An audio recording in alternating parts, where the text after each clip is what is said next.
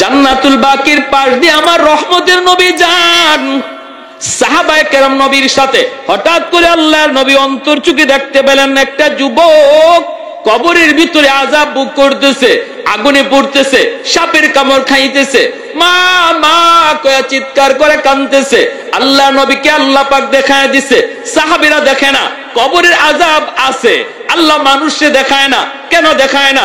যদি মানুষকে আল্লাহ কবরের আযাব দেখাইতো তাহলে কবরের পাশ দিয়া কেউ সাহস করে যাইতো না। রাতের বেলা দূরের কথা, দিনের বেলাও কেউ কবরের পাশ দিয়া যাওয়ার সাহস করতো না। কবরস্থান দেখা যায়, এতটুকু দূরেও কেউ বাড়ি বানাইতো না যদি কবরের আযাব আল্লাহ মানুষকে দেখাইতো। দুনিয়ার নিজাম উল্টা পাল্টা হয়ে যাইতো, এজন্য মানুষকে আল্লাহ পাক কবরের আযাব দেখায় না। কিন্তু গরু ছাগল কবরের আযাব টের পায়। মাঝে মাঝে দেখবেন কবরস্থান থেকে গরু ছাগল দৌড় দেয়। আল্লাহ নবী রহমতের নবী কয়, সাহাবীরা আমি দেখতেছি যুবকের আযাব, চলো আমি নবী তোমাদেরকে নিয়ে একটু মুনাজাত করি। আল্লাহ তুমি মুনাজাত করলেন, মালিক তোমার কাছে হাত বাড়াই দিছি গো আল্লাহ, দয়া করে তুমি যুবকের আযাব বন্ধ করো। আল্লাহ পাক রব্বুল আলামিন আযাব বন্ধ করে না। মায়ার নবী আবার হাত উঠাইছেন, সাহাবীরা আমিন আমিন বলেন, এবারও আযাব বন্ধ হয় না। নবী আবার হাত উঠাইছেন, তিনবার হাত উঠাইছেন, তখনও আযাব বন্ধ হয় না। এইবার নবী জানতে চাইলেন, মালিক আমি হাত উঠাইতে দেরি, কবুল হতে দেরি হয় না, আজকে কি হলো? আমার কি হাতের দাম তোমার কাছে কমে গেল নাকি? আল্লাহ তুমি একটু বলো। এই কথা বলতে আল্লাহ কয়, না বন্ধু, তোমার হাতের দাম কমে নাই বন্ধু। এই যুবকের মা এখনো দুনিয়ায় জীবিত, মার মনে ভীষণ কষ্ট। মা যতক্ষণ পর্যন্ত তারে মাফ না দিবে আমি আল্লাহ তুমি বন্ধুর দোয়াও কবুল করব না। আল্লাহ নবী সাহাবীদেরকে বলেন, দৌড়ায় তার মারে সালাম দাও। সাহাবীরা দৌড়ায় যায় তার মাকে সালাম দিলেন। মহিলা আসলো, আল্লাহ নবী কইতেছেন, মা গো কবরটা চিনুনি? মহিলা কয়, নবী গো চিনি, এটা আমার সন্তানের কবর। আল্লাহ নবী কয়, মা এই সন্তান বুঝি তোমার ভীষণ কষ্ট দিয়েছে, যার কারণে কবরের মধ্যে আযাব ভোগ করতেছে গো মা। চিৎকার করে করে আম্মা আম্মা করে ডাকতেছি। ও গো মা, সন্তানের পক্ষ থেকে আমি তোমার কাছে মাপ চাইতেছি, তারে মাফ করে দাও। এই সন্তান তো তোমারই, কত রাত সন্তানের মাথার পাশে দাঁড়ায় দাঁড়ায় রাত কাটাইছো, কত চোখের পানি জড়ায় জড়ায় আল্লাহর কাছে কাঁদছো সন্তানের সুস্থতার জন্য। এই সন্তানকে তুমি একটু মাফ করে দাও না, কবরের মধ্যে আযাব ভোগ করতেছি। আমি রহমতের নবী, কেমনে যাই কেমনে চলে যাই তারে আযাবে রাইখা? আমি তো রহমতের নবী। হাত বাড়াইছি একবার না তিনবার, আল্লাহ আমার হাত ফিরায় দিছে। তুমি তার মাফ না করলে আল্লাহ আমার সুপারিশটাও কবুল করে না। এই কথা বলতেই মহিলার চোখ থেকে দর দর করে পানি ঝরা শুরু হয়ে গেল। মহিলায় কান্দে আর কই, নবী গো আমি এরে মাফ করবো না, আমি এরে মাফ করবো না। কেন গো নবী জানেননি? এখনো আমার পিঠে মাইরের দাগ আছে, আমার পিঠে এখনো তার আঘাতের দাগ আছে, মাইরের দাগ। না গো নবী আমি দের মাফ করবো না। আল্লাহ নবী পড়ে গেলেন বেকায়দায়। নবী কে, আল্লাহ মার দিলটা শক্ত হয়ে গেছে, মায় মাফ করবে না। ও মালিক আমি জানি বাপ মার দিল যত শক্ত হোক বেশিক্ষণ থাকে না। যদি সন্তানের বিপদ বাপ মা নিজের চোখে দেখে তাহলে কিন্তু দিল নরম হয়ে যায়। ও আল্লাহ কবরের আযাবটা তুমি আমারে যেভাবে দেখাইছো এইভাবে তার মারেও দেখায়া দাও। সাথে সাথে আল্লাহ কো, বন্ধু তোমার এই সুপারিশটা আমি আল্লাহ কবুল করলাম। এমনি কবরের আযাবের দৃশ্যটা আল্লাহ পাক তার মারেও দেখায়া দিছে। মা যেই মাত্র দেখছে কবরের ভিতরে সন্তানের আযাব, সাপের কামড়, আগুনে পুরার দৃশ্য, সাথে সাথে মার দিল নরম হয়ে গেছে। মা চিৎকার দিয়া কয়, ওগো নবীজি আমার কলিজায় যত ব্যথা ছিল আমি সব ভুলে গেছি। মায় মাফ করতে দেরি হয়েছে, আযাব বন্ধ হতে দেরি হয় না। তাহলে আপনারা বলুন বাপ মারে কেউ যদি কষ্ট দেয়, এই কষ্ট দেওয়ার কারণে আল্লাহ নারাজ হয়ে রয়েছে। অতএব আল্লাহকে যদি রাজি করাইতে হয়, বাপ মারে খুশি না কইরা দুনিয়ার মানুষে খুশি করলো আল্লাহ রাজি হবে। আল্লাহর নবী কয় শেষমেশ একখান হাদিস শুনেন, মান আসবাহা মুতিয়ান লিল্লাহি ফি ওয়ালিদাইহি, কোন সন্তান যদি রাতের বেলা মা আর বাবারে খুশি করে ঘুমায়, ভালো করে শুনেন আল্লাহর নবীর হাদিস, রাতের বেলা যদি কোন সন্তান বাপ মারে খুশি করে ঘুমায়, কিভাবে খুশি করবেন সেটা আপনার ইচ্ছা, আমি বলবো না এটা কেমনে, আপনি জানেন। পাশে বসে যদি মার সাথে একটু গল্প করেন, সন্তান তো মুখ ভরে আম্মা আব্বা কইয়া বেশি বেশি ডাক দিলেই বাপ মার দিল খুশি হয়ে যায়, ঠিক না? বাপ মারে খুশি করা পৃথিবীতে সবচেয়ে সহজ। শ্বশুর বাড়ির মানুষকে খুশি করতেও বোয়াল মাছ নিতে হয়, কিন্তু মারে আর বাবারে খুশি করতে আম্মা আব্বা, মুখটা বইরা আম্মা আব্বা ডাক দিয়া দেখো মার দিল খুশি হয়ে গেছে। আর আল্লাহ বলে, বান্দা যখনই তুই তোর মার দিল খুশি করবে, বাবার দিল খুশি করবে, আমি আরশের মালিক তোর উপরে খুশি হয়ে যায়। এটা আমার আরশ পর্যন্ত পৌঁছে যায়, আমি খুশি হয়ে যাই। রাতের বেলা যদি ঘুমানোর আগে তুমি এরকম খুশি করে ঘুমাইতে পারো, অথবা বাজার থেকে খালি কমলা আইন, আম্মা আজকে কমলাটা তোমার জন্য আনছি, আব্বা আজকে খুব মিষ্টি কমলা পাইছি, আম্মা আব্বা তোমার জন্য আনছি, এই কথাটা কইয়া দেখো না বাবা কেমনে খুশি হয়, আমার সন্তান বাজারে গিয়ে আমার কথা বলছে না। রাতের বেলা যদি তুমি খুশি করে ঘুমাও, নবী বলেন সকাল হওয়া মাত্রই জান্নাতের দুইটা দরজা আল্লাহ তোমার জন্য খুলে দেয়। ওমান আসবাহা আসিয়ান লিল্লাহি ফি ওয়ালিদাইহি আসবাহা লাহু বাবান মাফতুহান মিনান নার। আর যদি রাতের বেলা কোন সন্তান বাপ মারে আঘাত দিয়া ঘুমায়, আঘাত দিয়া, ভালো করে জানে দিনের বেলা সে এমন ভাবে কথা কইছে যে কথার কারণে বাবার কলিজায় ব্যথা পাইছে, মায়ের কলিজায় ব্যথা পাইছে, মা ঘুমাইতে পারে না, সন্তানের এই কথা শুনে মার ঘুমে ধরে না, বাবার ঘুম আসে না, বুড়া বুড়ি বৃদ্ধা বৃদ্ধ বাবা আর মা তারা ঘুমাইতে গেলে একজন আরেকজনের সান্ত্বনা দেয়, কান্দো না, এখন তো তাদেরই সময়, আমাদের সময় শেষ, আর কয়দিন বা দুনিয়ায় বাঁচবো। এই বইলা স্বামী স্ত্রীরে চোখের পানি মুইসা দেয়, আর স্ত্রী স্বামীর চোখের পানি মুইসা দেয়। এইভাবে তুমি বাবারে মারে কান্দাইয়া যে ঘুমাইতে গেছো রে যুবক, আমার মায়ার নবী দয়ার নবী কয় তোর বাপ মা ঘুমায় না আর তুই বুঝি ঘুমাইতেছ, সকাল হওয়া মাত্রই জাহান্নামের দুইটা দরজা আল্লাহ খুলে দেয়। নাউজুবিল্লাহ। এই রাত যদি মরণ হয় নিশ্চিত জাহান্নামী, এই রাত যদি যুবকের মরণ হয় নিশ্চিত জাহান্নামে। হে 100 বারও যদি হজ করে আয়, সারা জীবনও যদি হজ করে, এই নিশ্চিত জাহান্নামে। এই রাত্রে, যেই রাত্রে মারে কষ্ট দিয়ে ঘুমাইতেছে, আর যদি এই রাত তার মরণ হয়, এমন কোন আমল নাই তারে জাহান্নাম থেকে ফিরাইতে পারে। এজন্য নবী বলেছেন সালাসাতুন ক্বাদ হারামাল্লাহু আলাইহিমুল জান্নাহ, আদ-দাইয়ুস মুদমিনুল খামর ওয়াল আক ওয়াদ-দাইয়ুস আল্লাযী ইউকিরু ফি আহলিহিল খুবুস। তিন ব্যক্তির জন্য জাহান্নাম, জান্নাত হারাম। তিন ব্যক্তির জন্য জান্নাত হারাম, মদখোর, আরেক হলো বাপ মার অবাধ্য সন্তান, আরেক হলো দাইয়ুস। দাইয়ুস হলো ওই পুরুষকে বলে যে পুরুষ ঘরের ভিতরে স্ত্রী অসামাজিক অনিসলামিক কাজ করতেছে, বেপরদায় চলতেছে, আল্লাহরে নারাজ করতেছে, সন্তানেও করতেছে, বউও করতেছে, তার অধীনস্থ মানুষগুলা আল্লাহর অবাধ্য পথে চলতেছে, বেপরদায় বাইরিতেছে, এরপরেও যে পুরুষে বাধা দেয় না, এই পুরুষ হইল পুরুষ দাইয়ুস।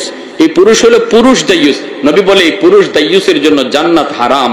যে তার স্ত্রীরে বেপরদায় দেখতেও বাধা দেয় না, যে তার মেয়েটারে বেপরদায় দেখতেও বাধা দেয় না, যে তার বোনটারে বেপরদায় দেখতেও বাধা দেয় না, খারাপ কাজ চোখের সামনে হয়, এরপরে যেই পুরুষ বাধা দেয় না, তার অধীনস্থ লোক অন্যায় কাজ করতেছে, এরপরেও তাদেরকে শাসন করে না, আল্লাহ নবী কয় সে হলো পুরুষ দাইয়ুস, তার উপরে জান্নাত হারাম হয়ে যায়। নাউজুবিল্লাহ। ওয়াজ করুনি নাম শুনছেননি আপনারা? ওয়াজ করুনি, ওয়াজ করুনি আল্লাহর বহুত বড় ওলি।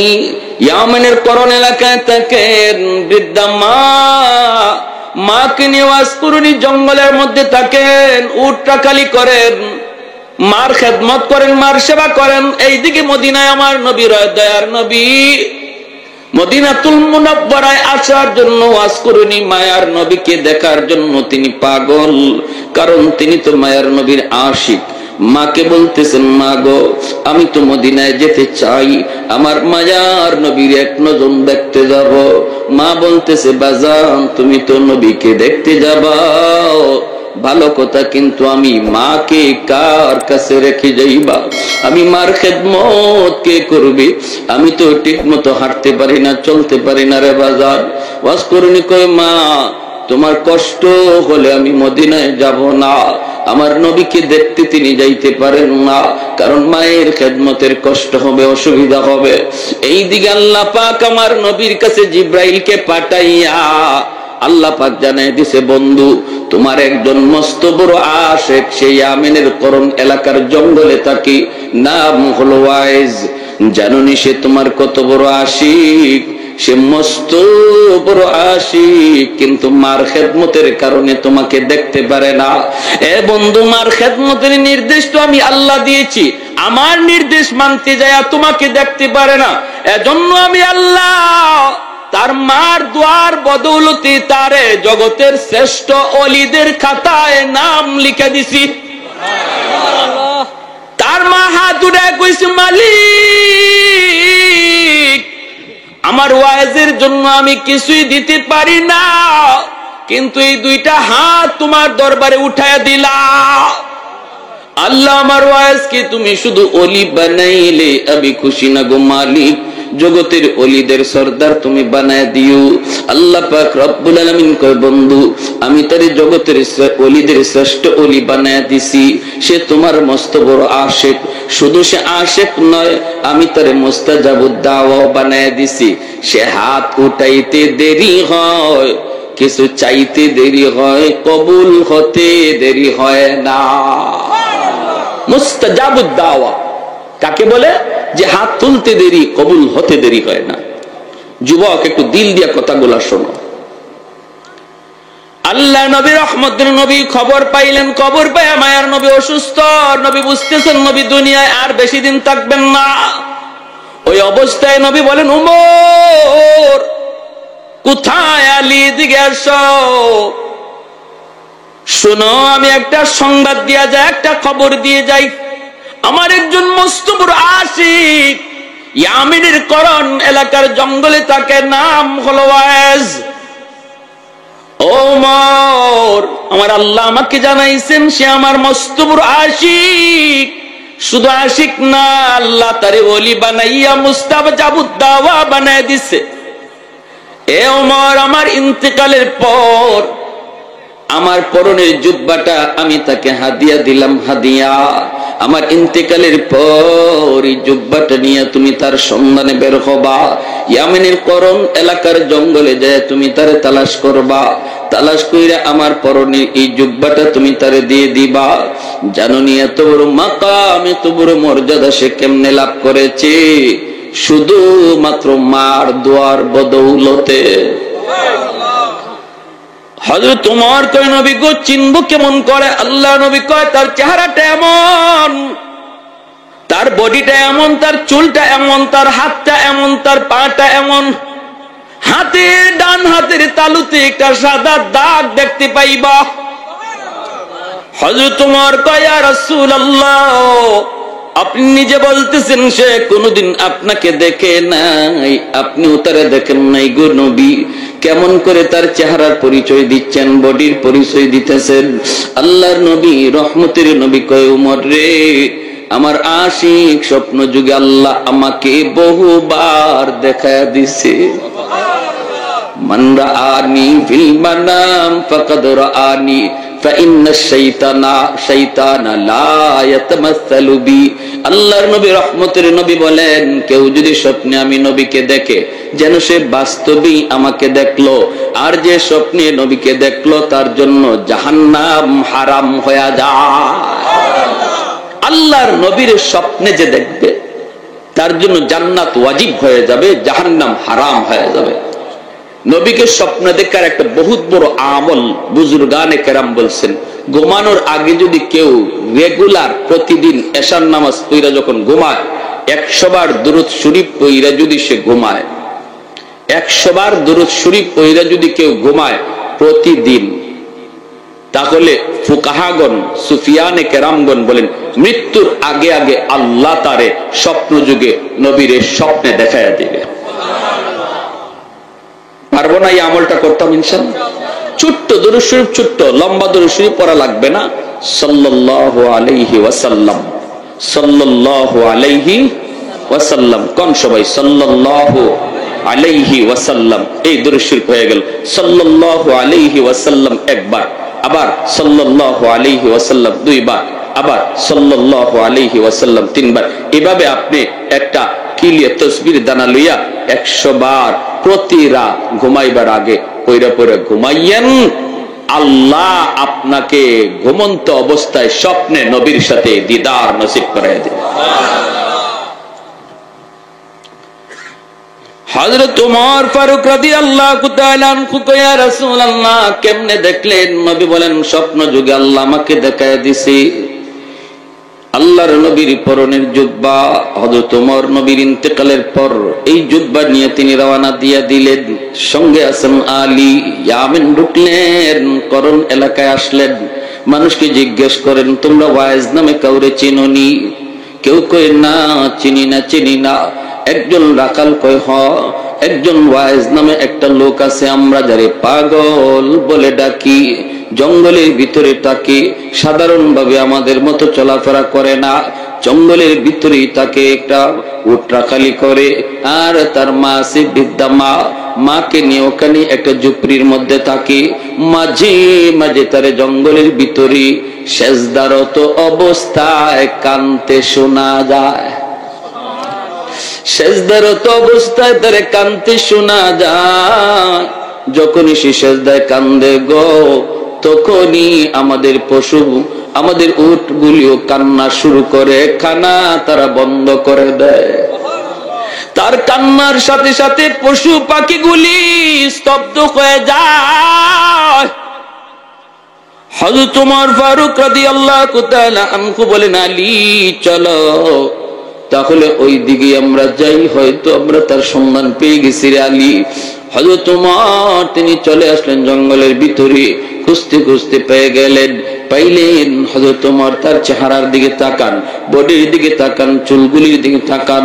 তাকে হযরত ওমর তিনি দেখতেছেন আল্লাহর নবীর বলে দেওয়া বিবরণ 100 তার সাথে মিলতেছে। তখনই হযরত ওমর বলে, আপনার নাম ওয়াইজ, আল্লাহর নবী আপনার কাছে আমাদেরকে পাঠাইছেন। এই কথা বলতে ওয়াজকুরনি কয়, নবী যে ওয়াজের কাছে আপনাদেরকে পাঠাইছেন, আমি সেই ওয়াজ না। আল্লাহু আকবার, জোরে কর। আমি এত বড় হতে পারি না, এত বড় হতে পারি নাই যে আমার খুঁজে নবী লোক পাঠায় দিবে। সুবহানাল্লাহ। খাঁটি আল্লাহওয়ালারা তাদের উইলায়াতকে গোপন রাখতে চায়, ঠিক কি না? খাঁটি আল্লাহর ওলি যারা সবসময় গোপন থাকাকে পছন্দ করে, প্রকাশ হতে চায় না। আর বেজাল যেখানে আছে এখানে খালি ফটর ফটর, বেজাল যেখানে আছে এখানে খালি অ্যাডভার্টাইজ, এখানে খালি সাইনবোর্ড, এখানে খালি ব্যানার। আছে না নাই? আশিকে রসুল, মাহবুবে খুদা, গাউসে হামদানি, কুতুবে রব্বানি, সারাসুল্লে সুলতানি, নাম আর খুঁজে পাওয়া যায় না। কিরে নাম কই? নাম দিয়ে কি হইব? টাইটেল ফল, টাইটেল দেখো না, নাম দিয়ে কি হইব? কিন্তু খাঁটি আল্লাহর ওয়ালি যারা, এরা নামের আগে পিছে তো টাইটেল লাগায় না, ঠিক কিনা? জোরে কন। উজানি পীর সাহেব রাহিমাহুল্লাহ, কারি ইব্রাহিম সাহেব, আল্লাহর ওলির নামের আগে এমন কোন টাইটেল ছিল না, ঠিক কিনা? কোন টাইটেল ছিল না। চরমুনের পীর আল্লাহর ওলি দুনিয়াতে নাই, নামের আগে টাইটেল ছিল না, এখনো আছে, নামের আগে তাদের কোনো টাইটেল নাই। বোঝা গেল খাঁটি জিনিসের টাইটেল লাগে না, বেজাল জিনিসের টাইটেল লাগে, ঠিক কিনা? ভাইয়েরা বন্ধুরা, জন্য বলতেছিলাম, মনোযোগ দিয়ে শুনো। যেই মাত্র দেখা যায় হযরত ওমর নিজের পরিচয় দিয়ে বলতেছেন, আমি হলাম আল্লাহর নবীর সাহাবী ওমর, ইনি হলেন নবীর সাহাবী আলী। আমার নবী, দয়ার নবী, তিনি দুনিয়াতে নাই, নবী ইন্তেকাল করেছেন। আল্লাহর নবীর ইন্তেকালের খবর পেয়ে ওয়াজ করেনি কানতে শুরু করলেন। এরপরে বলতেছেন, মায়ার নবী তার পরনের জুব্বাটা আপনাকে হাদিয়া দিয়া দিছেন। ও আল্লাহর ওলি, নিজের আর গোপন রাখেন না, কি এমন নেক আমল করেছেন গো? নবীর পরনের জুব্বা পাওয়ার জন্য আমি ওমর পাগল ছিলাম, আবু বকর পাগল ছিল, উসমান পাগল ছিল, আলী পাগল ছিল, সালমান ফারসি পাগল ছিল। ডাইনে বামে সারা জীবন নবীর সাথে তাইকা জীবন কাটায় দিলাম, কিন্তু নবীজির ইন্তেকালের আগে পরনের জুব্বা আমরা কেউ পাইলাম না। পাইলেন আপনি, যিনি নবীকে কোনোদিন দেখলেন না। এমন কি আমল করেছেন একটু বলুন। আমার নবী যা বলেছেন, আপনার মায়ের দোয়া, কোথায় আপনার মা? এই আল্লাহর বান্দির চেহারা মোবারক একটু দেখা। আর একটু জোরে কন্যা সুবহানাল্লাহ। আপনার ডান হাতটা একটু দেখতে চাই। এই ডান হাতটা হাতের মধ্যে নিয়ে দেখেন, তালুর মধ্যে সাদা একটা দাগ দেখা যায়। এমনি হযরত ওমর কোন আর আপনি গোপন করবেন না। নবী এই বিবরণ দিয়েছেন, 100 মিলে গেছে। আর মায়ার নবী বলেছেন, এই জুব্বাটা আপনি পরবেন, পইরা আল্লাহর কাছে একটু সুপারিশ করবেন তার উম্মতের জন্য, গুনাহগার উম্মতের জন্য একটু সুপারিশ করতেন। কারণ নবী আমাদেরকে জানাইছেন, আপনি নাকি মুস্তাজাবুদ দাওয়া, আপনি হাত তুলতে দেরি হয়, আমার আল্লাহ কবুল করতে দেরি হয় না। ওয়াসকুরুনি, নবীর পরনের জুব্বা হাতের মধ্যে লইয়া তিনি দৌড় দিয়া চলে গেলেন জঙ্গলের ভিতরের যুবক, চলে গেলেন জঙ্গলের ভিতরে। যাইয়ে তিনি সেজদায় পড়ে গেলেন। সেজদায় পড়ে বলতেছেন, মালিক, ও মালিক, তোমার আমার গোপন রহস্য কেন তুমি জানাইছো তোমার বন্ধুরে? সুবহানাল্লাহ।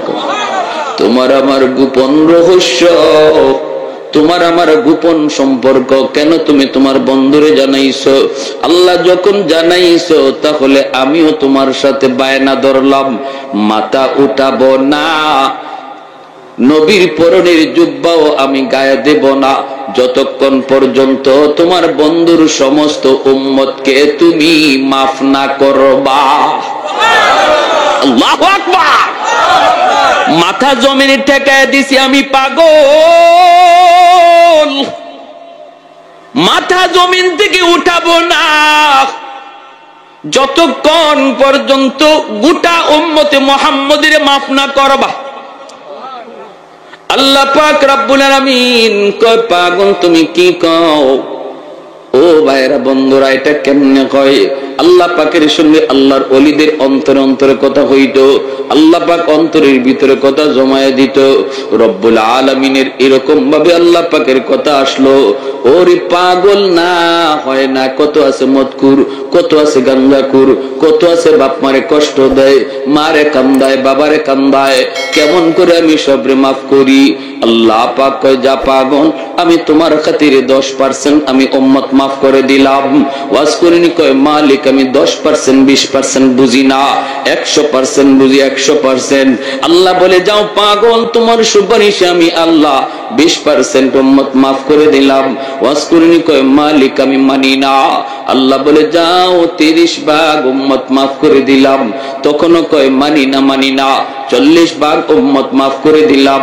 এইদিকে আমার ভাইরা হযরত ওমর, হযরত আলী অপেক্ষায় থাকতে থাকতে কয়, কিরে আলী, ওয়াজ করুনি গেল কোথায়? চলো তাড়াতাড়ি চলো, একটু খবর নেই। তারা দুজন চলে আসলেন ঝুপড়ির ভিতরে। আয়েশা দেখে ওয়াজ করুনি সেজদায় পড়ে কার সাথে যেন বিড়বিড় করে কথা কয়। সেই কথা আর কারোর সাথে নয়, এই কথা তো কয় মাওলার সাথে। সেজদার মধ্যে আল্লাহ পাক বান্দার সবচেয়ে কাছে চলে আসে। জোরে কোন সুবহানাল্লাহ। আল্লাহ নবী কয়, সেজদার মধ্যে আল্লাহ পাক তার বান্দার খুব বেশি কাছে চলে আসে। এজন্য সেজদার হালতে আল্লাহর কাছে যা চাইবা আল্লাহ তাই পূরণ করে দিবে। ওয়াজ করুনি সেজদায় যায় কার সাথে বিড়বিড় করে যেন কথা কয়। হযরত ওমর আইসা ডাক দিয়া দিলেন, ওগো আল্লাহর ওলি, কোথায় আমাদেরকে রেখে আপনি চলে আসলেন? যেই মাত্র ডাকটা দিলেন সাথে সাথে আল্লাহর সাথে কথা কওয়ার যে লাইন ছিল, লাইনটা কাট আপ হয়ে গেছে। ওয়াজ করুনি সেজদা থেকে উইটা বলতেছে, গো নবীর সাহাবী, আর একটু সময় যদি আপনারা ধৈর্য ধরতেন তাহলে আমি আমার মাওলার কাছ থেকে 100 ভাগ উম্মত মাফ করে লইতা। मैं तालिब मौला हूँ मेरे इश्क निराला, मैं तालिब मौला हूँ मेरे इश्क निराला, है जुमला जहां जिनके तजल्ली से उजाला, है जुमला जहां जिनके तजल्ली से उजाला, मादर जो जहां गैर खुदा यार नदारम, जुज़े याद खुदा ही दिगर कार नदारम, जुज़े याद खुदा ही दिगर कार नदारम, मा मस्त सुबह। আমার ভাইরা বন্ধুরা জন্য মনোযোগ দিয়ে একটু খেয়াল করে কথাগুলি শোনো। মায়ের দোয়ার বদৌলতে ওয়াজ করে নিয়ে এত বড় সম্মানী, এত বড় ইজ্জতওয়ালা, এত বড় ওলি, এত বড় মুস্তাজাবুদ দাওয়া হইছে মায়ের দোয়ার বদৌলতে, ঠিক কিনা? এজন্যই ভাইরা আব্দুল কাদের জিলানী, খাজা মঈনুদ্দিন চিশতির মতো হাজারো আব্দুল কাদের জিলানীর যদি আপনি ঘরে দাওয়াত দেন আর উনাদেরকে দাওয়াত খাওয়ায় যদি বলেন হাত উঠে মোনাজাত করেন আমার জন্য, আর পাশের ঘরে যদি আপনার মা আপনার বাবা যদি তোমার জন্য হাত উঠায়, আমার মায়ার নবীর হাদিস, নবী বলেন আব্দুল কাদের জিলানীর দোয়া কবুল হবে কি হবে না কোনো গ্যারান্টি নাই, কিন্তু মার দোয়া বাবার দোয়া কবুল হবে এর গ্যারান্টি আছে। করাচির হযরত হাকিম আক্তার সাহেব রাহিমাহুল্লাহ বহুত বড় আল্লাহর একজন ওলি, তিনি করাচির জামে মসজিদে নামাজ পড়েন। হঠাৎ করে তিনি দেখলেন একটা যুবক কাপড় দিয়া ডান হাত পেঁচায় রাখছি, সুন্দর করে নামাজ পড়তেছে, সুন্দর করে রুকু দেয়, সাজদা দেয়, কিন্তু ডান হাত কাপড় দিয়ে পেঁচানো। এই দৃশ্য দেখা আল্লাহর ওলি নামাজের পর যুবককে ডাক দিলেন, যুবক তোমার নামাজটা বড় সুন্দর, তোমার রুকুটা বড় সুন্দর, তোমার সাজদাটাও বড় সুন্দর, কিন্তু ডান হাত কাপড় দিয়া কেন পেঁচায় রাখছো? যুবক বলতেছে, ও আল্লাহর ওলি, সে এক পিছনের করুণ ইতিহাস। আমার হাতের মধ্যে পচন শুরু হয়েছে, দুর্গন্ধ বের হয়, এত গন্ধ, এত দুর্গন্ধ, কাপড় দিয়ে যদি পেঁচায় না রাখি মসজিদের ভিতরে কেউ নামাজ পড়তে পারবে না, সবাই আমাকে মসজিদ থেকে বের করে দিবে, এজন্য কাপড় দিয়ে পেঁচায় রাখি। আল্লাহর ওলি বলেন, কেন তুমি কি ডাক্তার দেখাও না? যুবক বলে, ডাক্তার দেখানো শেষ, ভারত পাকিস্তানের সব ডাক্তার দেখানো শেষ, কেউ আমার রোগ ধরতে পারে না, কেউ রোগ ধরতে পারে না, পারে না, পারে না। আল্লাহর ওলি কয়, তাহলে অন্য দেশের ডাক্তার দেখাও না কেন?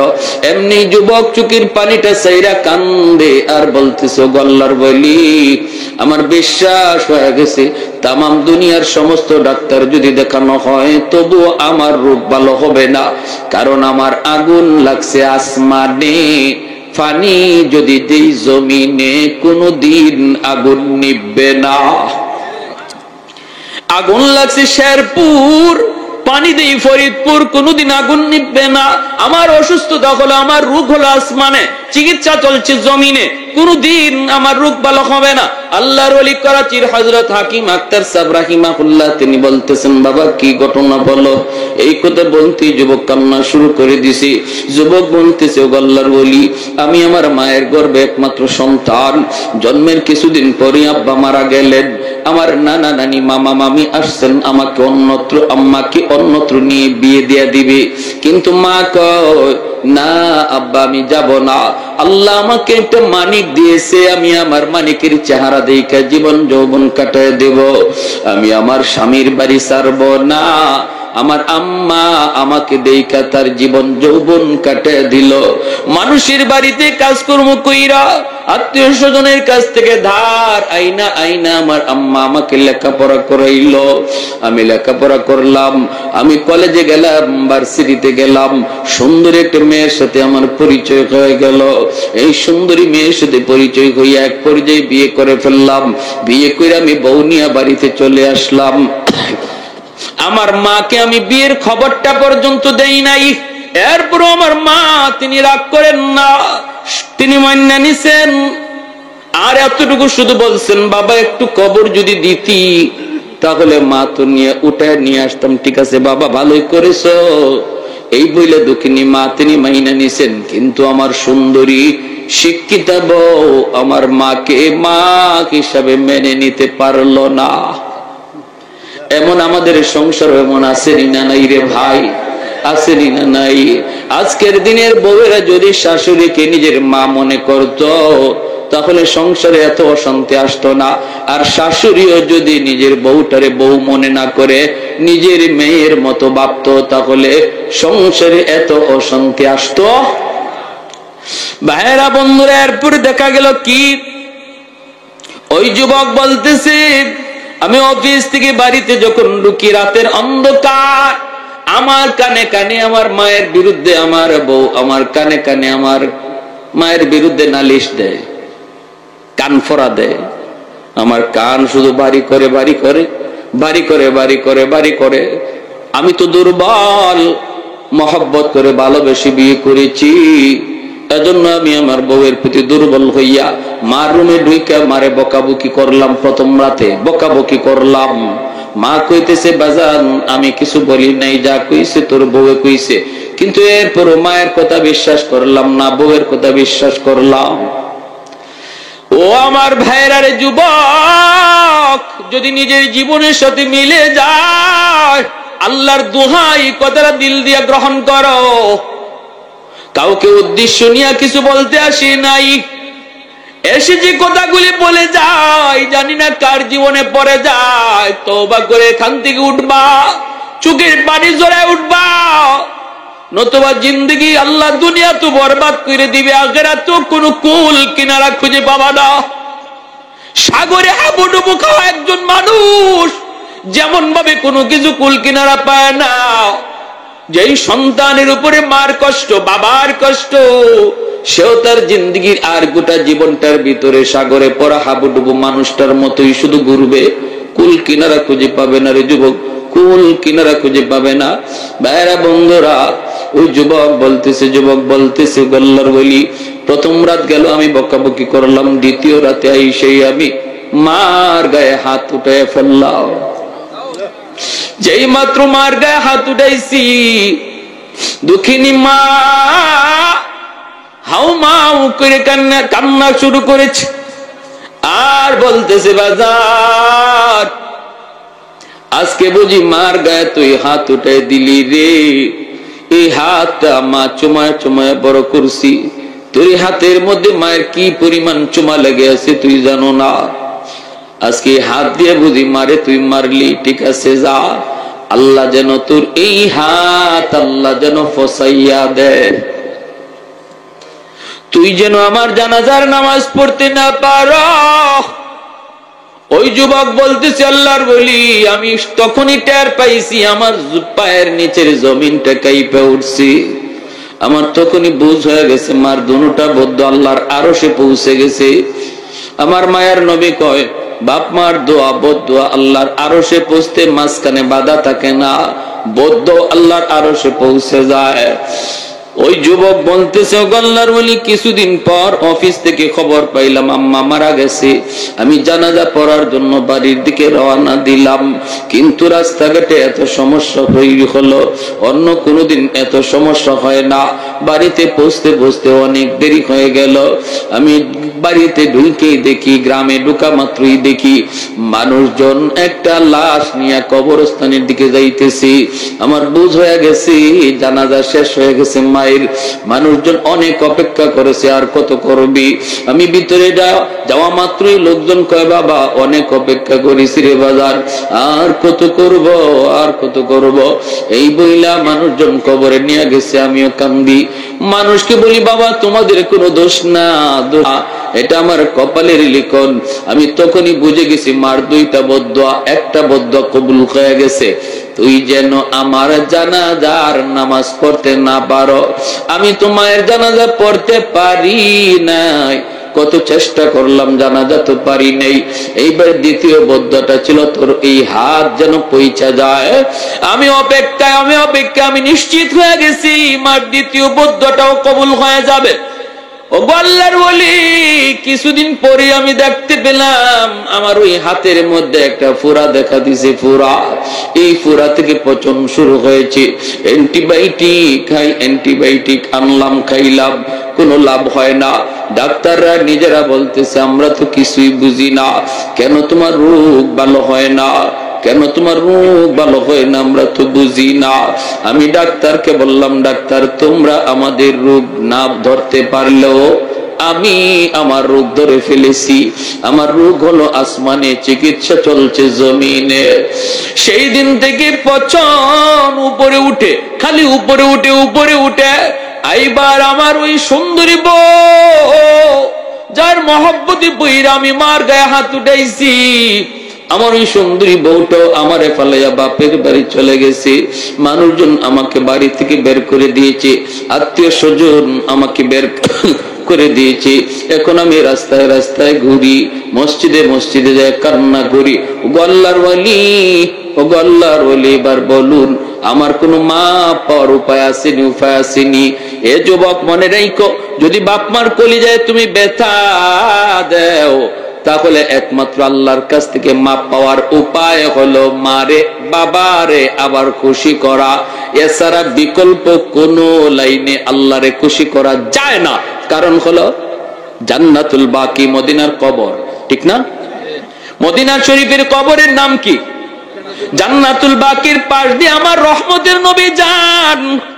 সাহাবায়ে কেরাম নবীর সাথে হঠাৎ করে আল্লাহর নবী অন্তর চুকে দেখতে পেলেন একটা যুবক কবরের ভিতরে আযাব ভোগ করতেছে, আগুনে পড়তেছে, সাপের কামড় খাইতেছে, মা মা কয়া চিৎকার করে কাঁদতেছে।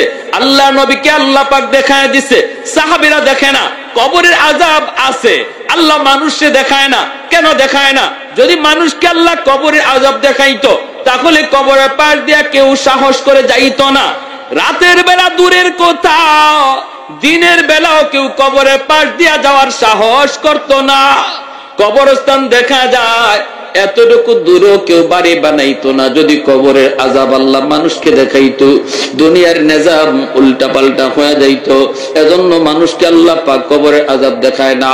কিন্তু গরু ছাগল কবরের আযাব টের পায়।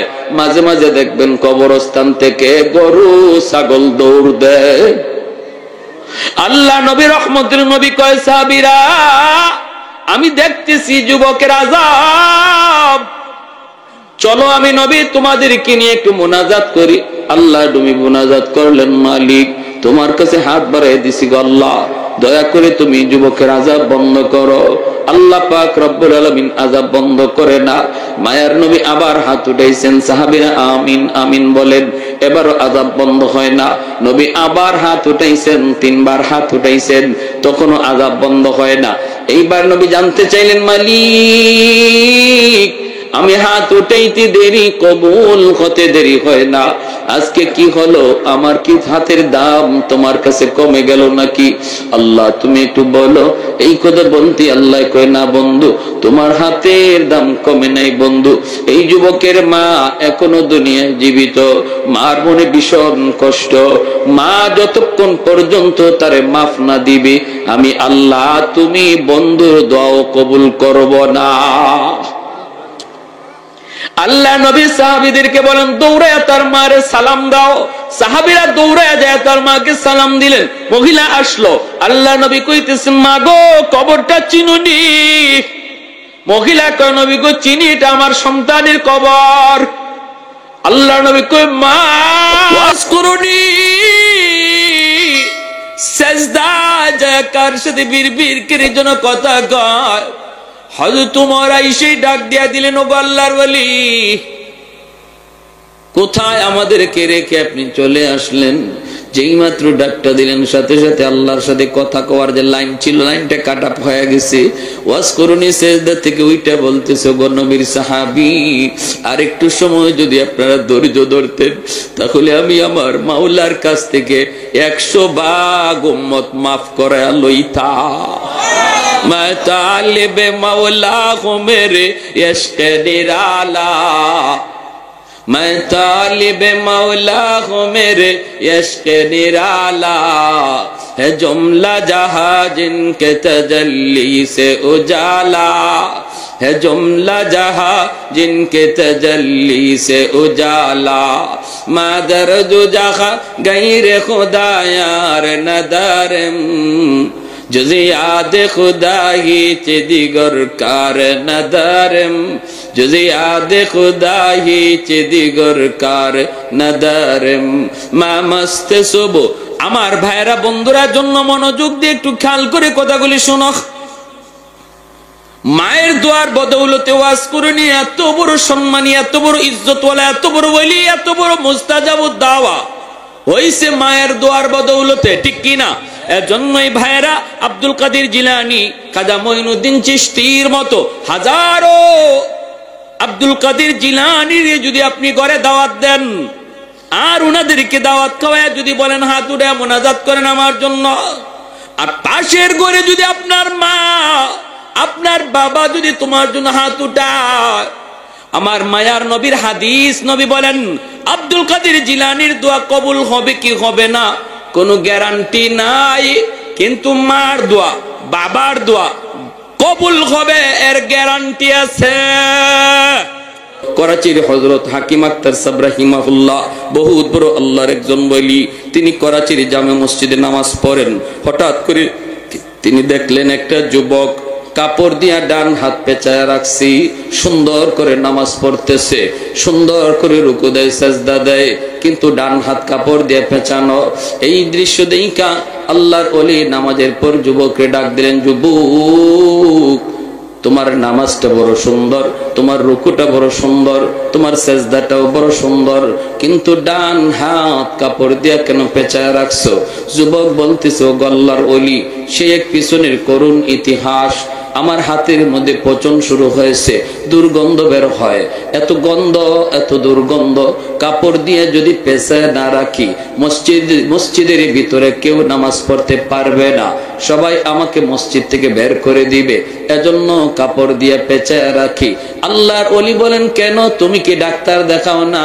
যুবক বলে, ডাক্তার দেখানো শেষ, ভারত পাকিস্তানের সব ডাক্তার দেখানো শেষ, কেউ আমার রোগ ধরতে পারে না, কেউ রোগ ধরতে পারে না, পারে না, পারে না। আল্লাহর ওলি কয়, তাহলে অন্য দেশের ডাক্তার দেখাও না কেন? এমনি যুবক চুকির পানিটা চাইরা কান্দে আর বলতেছে, ও আল্লাহর ওলি, আমার বিশ্বাস হয়ে গেছে তামাম দুনিয়ার সমস্ত ডাক্তার যদি দেখানো হয় তবু আমার রোগ ভালো হবে না, কারণ আমার আগুন লাগছে আসমানে, পানি যদি দেই জমিনে কোনদিন আগুন নিভবে না। আগুন লাগছে শেরপুর, পানি দেই ফরিদপুর, কোনদিন আগুন নিভবে না। আমার অসুস্থতা হলো, আমার রোগ হলো আসমানে, চিকিৎসা চলছে জমিনে, কোনদিন আমার রোগ ভালো হবে না। আল্লাহর ওলি করাচির হযরত হাকিম আক্তার সাহেব রাহিমাহুল্লাহ তিনি বলতেছেন, বাবা কি ঘটনা বলো। এই কথা বলতেই যুবক কান্না শুরু করে দিছে।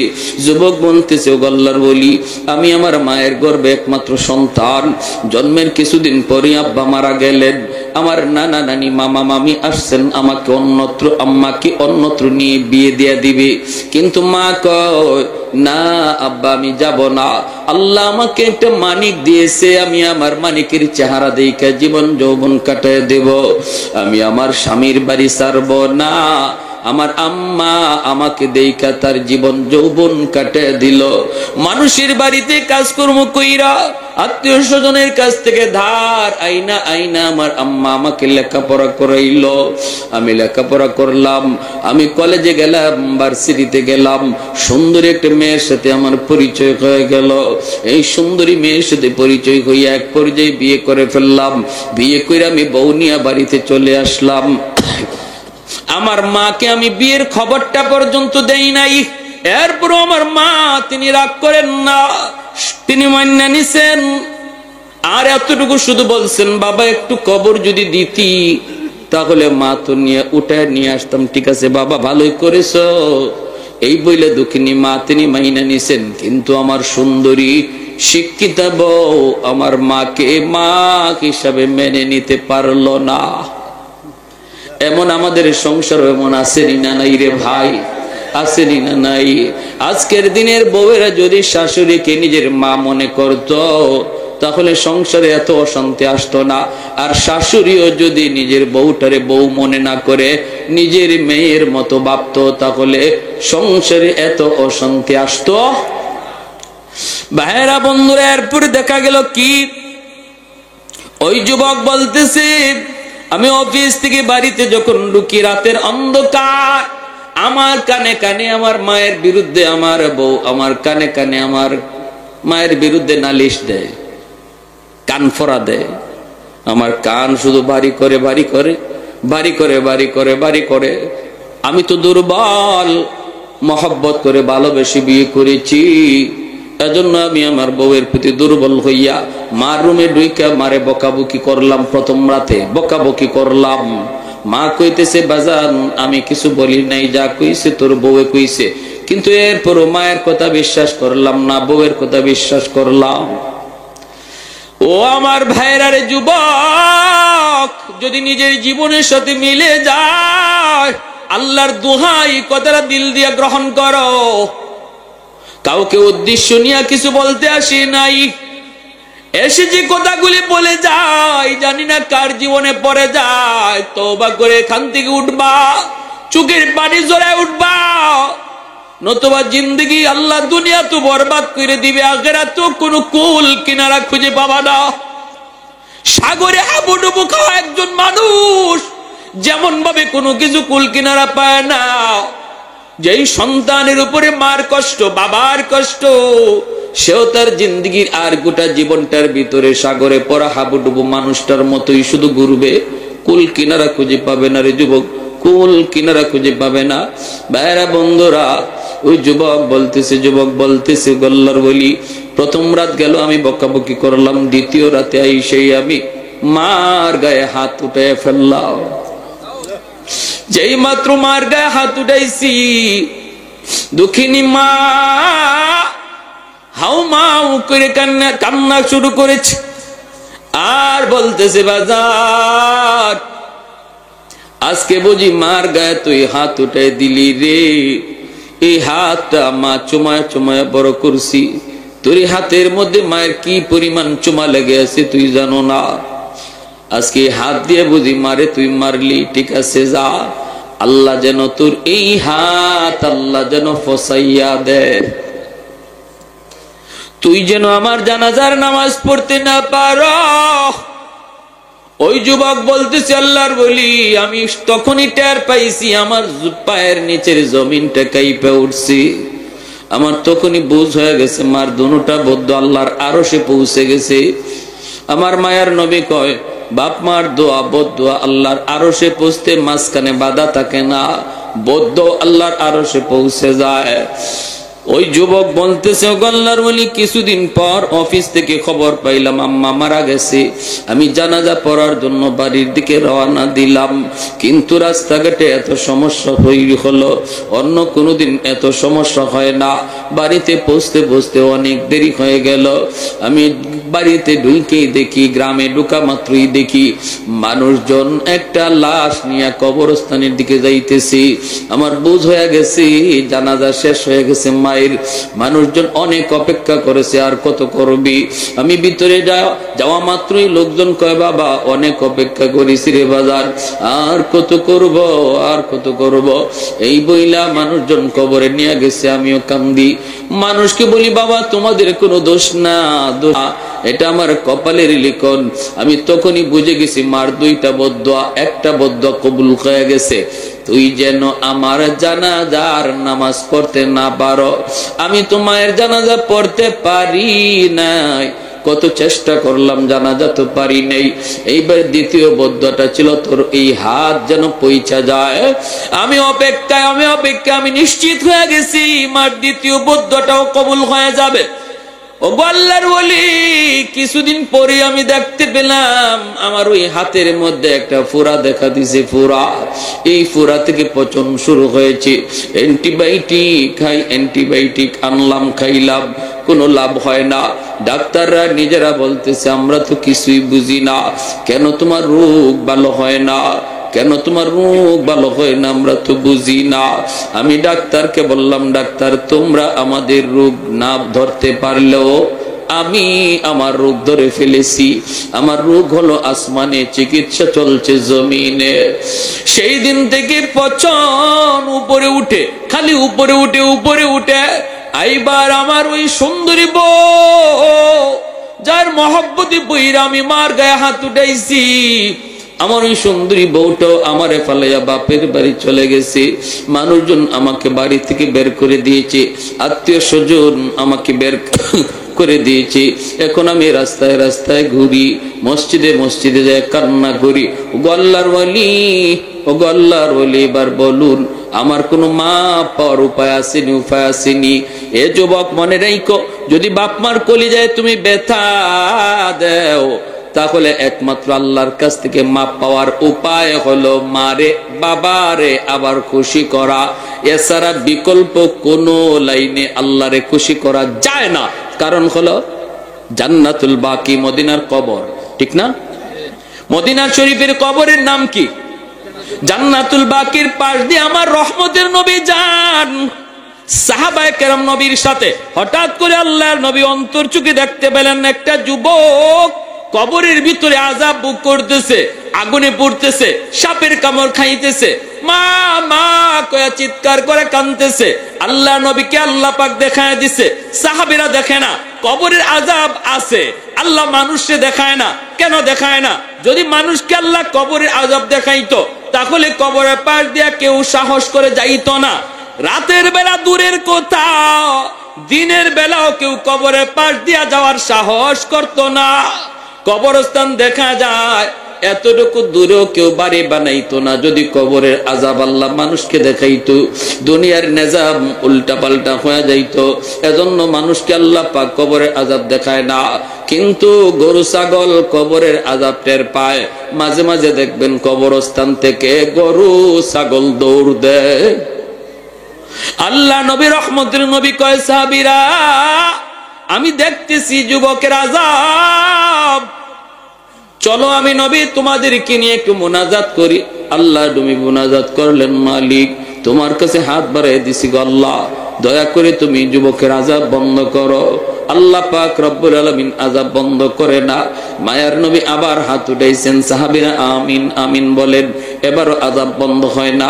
নবী আবার হাত উঠাইছেন, 3 বার হাত উঠাইছেন, তখনও আযাব বন্ধ হয় না। এইবার নবী জানতে চাইলেন, মালিক আমি হাত উঠাইতে দেরি, কবুল হতে দেরি হয় না, আজকে কি হলো? আমার কি হাতের দাম তোমার কাছে কমে গেল নাকি? আল্লাহ তুমি একটু বলো। এই কথা বলতে আল্লাহ কয়, না বন্ধু, তোমার হাতের দাম কমে নাই বন্ধু। এই যুবকের মা এখনো দুনিয়ায় জীবিত, মার মনে ভীষণ কষ্ট। মা যতক্ষণ পর্যন্ত তারে মাফ না দিবে, আমি আল্লাহ তুমি বন্ধুর দোয়াও কবুল করব না। আল্লাহ নবী সাহাবীদেরকে বলেন, দৌড়ায় তার মারে সালাম দাও।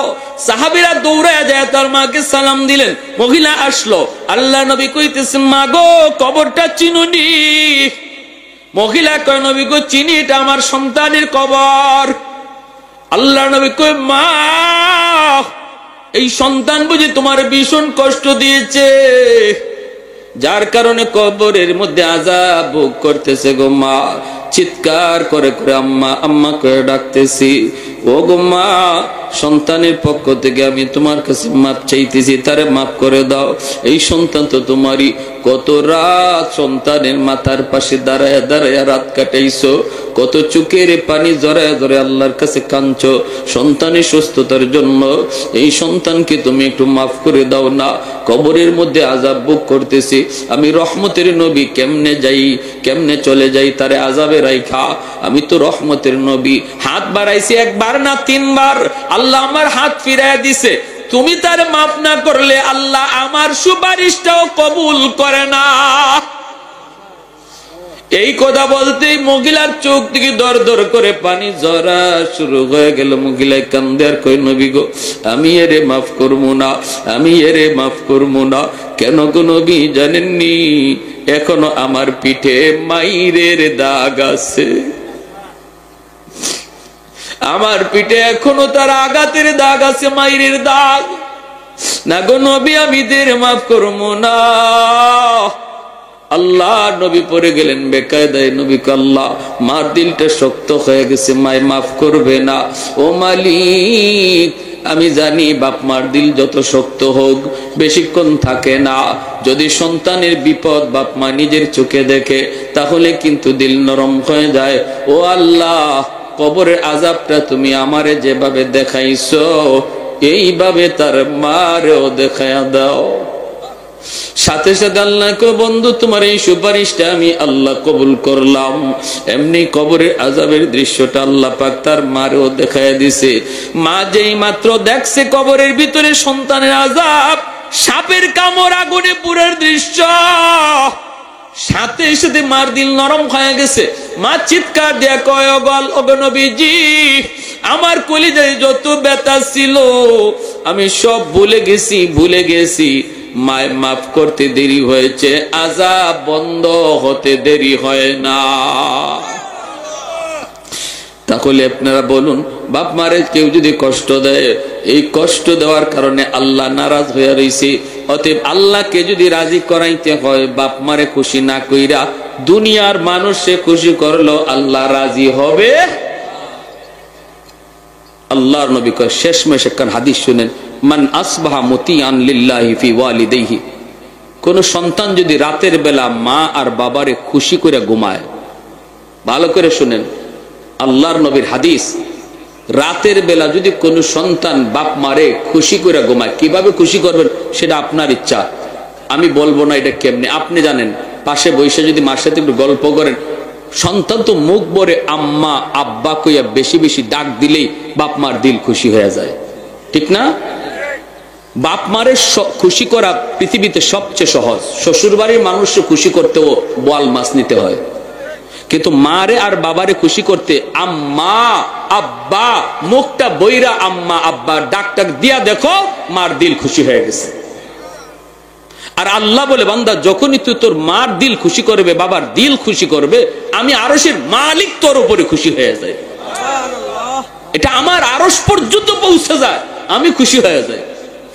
রাতের বেলা যদি ঘুমানোর আগে তুমি এরকম খুশি করে ঘুমাইতে পারো, অথবা বাজার থেকে এখানে কমলা আনি, আম্মা আজকে কমলাটা তোমার জন্য আনছি, আব্বা আজকে খুব মিষ্টি কমলা পাইছি, আম্মা আব্বা তোমার জন্য আনছি, এই কথাটা কইয়া দেখো না বাবা কেমনে খুশি হয়, আমার সন্তান বাজারে গিয়ে আমার কথা বলছে না। রাতের বেলা যদি তুমি খুশি করে ঘুমাও, নবী বলেন সকাল হওয়া মাত্রই জান্নাতের দুইটা দরজা আল্লাহ তোমার জন্য খুলে দেয়। আমান আসবাহা আসিয়ান লিল্লাহি ফি ওয়ালিদাইহি আসবাহা লাহু বাবান মাফতুহান মিনান নার।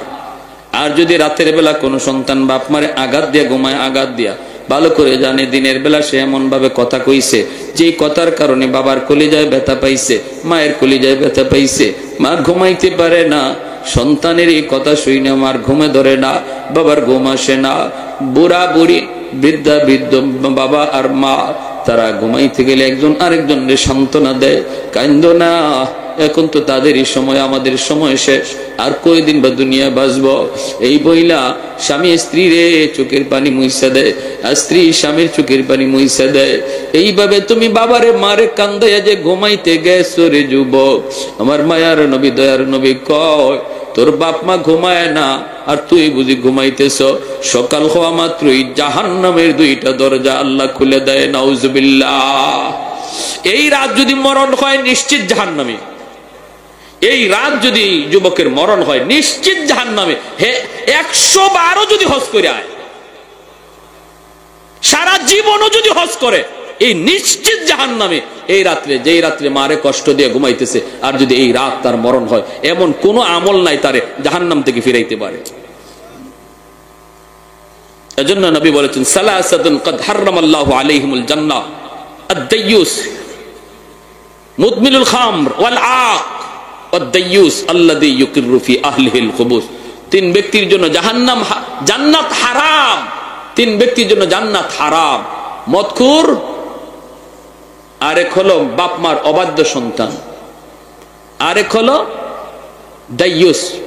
দাইয়ুস হলো ওই পুরুষকে বলে যে পুরুষ ঘরের ভিতরে স্ত্রী অসামাজিক অনইসলামিক কাজ করতেছে, বেপরদায় চলতেছে, আল্লাহরে নারাজ করতেছে, সন্তানেও করতেছে, বউও করতেছে, তার অধীনস্থ মানুষগুলা আল্লাহর অবাধ্য পথে চলতেছে, বেপরদায় বাইরিতেছে, এরপরেও যে পুরুষে বাধা দেয় না, এই পুরুষ হইল পুরুষ দাইয়ুস। এই পুরুষ হইল পুরুষ দাইয়ুস। নবী বলে এই পুরুষ দাইয়ুসের জন্য জান্নাত হারাম। যে তার স্ত্রীরে বেপরদায় দেখকেও বাধা দেয় না, যে তার মেয়েটারে বেপরদায় দেখকেও বাধা দেয় না, যে তার বোনটারে বেপরদায় দেখকেও বাধা দেয় না, খারাপ কাজ চোখের সামনে হয়, এরপরে যেই পুরুষ বাধা দেয় না, তার অধীনস্থ লোক অন্যায় কাজ করতেছে, এরপরেও তাদেরকে শাসন করে না, আল্লাহ নবী কয় সে হলো পুরুষ দাইয়ুস, তার উপরে জান্নাত হারাম হয়ে যায়। নাউজুবিল্লাহ। অতএব আমার ভাইয়েরা, বন্ধুরা, এবার আসুন আমাদের বাপ মা যাদের দুনিয়ায় জীবিত, আমরা তাদেরকে আজ রাত খুশি করব। আর যাদের বাপ মা দুনিয়ায় নাই, আমরা কি করব? একটা আমল নবী বলে দিয়েছেন, মান যারা ফি কবর মান যারা কবরা ওয়াইহি ফি কুল্লি জুমাতিন গুফিরা লাহু কুতিবা বাররান। রাওয়াহু আবু দাউদ। আবু দাউদ শরীফের হাদিস। জুম্মার দিন যদি কেউ মা বাবার কবর জিয়ারত করে, জুম্মার দিন যদি বাপ মার কবর জিয়ারত করে, তাহলে আল্লাহ পাক রব্বুল আলামিন দুনিয়ার যদি সে বাপ মারে কোনো কারণে ইচ্ছা অনিচ্ছা কষ্ট দিয়া থাকে, আল্লাহ তারে মাফ কইরা বাধ্য সন্তানের তালিকাভুক্ত বানায় দেয়। এই যে কবরস্থানের উদ্যোগে আজকের মাহফিল, বলুন জুম্মার দিন আমরা জুম্মার নামাজ পইরা, অথবা জুম্মার দিন ফজর পইরা, অথবা না পারলে আসরের পরে জুম্মার দিন আমরা কবর জিয়ারত করতে কোন কোন আওলাদ রাজি আছেন? একটু হাত তুলে আল্লাহরে দেখা। আল্লাহ তুমি প্রতিটা হাতকে কবুল করো, জোরে বলি আমিন। ওয়া আখির দাওয়ানা আনিল হামদুলিল্লাহি রাব্বিল আলামিন। আল্লাহুম্মা সাল্লি আলা মুহাম্মদ ওয়া আলা আলি মুহাম্মদ কামা সাল্লাইতা আলা ইব্রাহিম ওয়া আলা আলি ইব্রাহিম ইন্নাকা হামিদুম মাজিদ। আল্লাহুম্মা বারিক আলা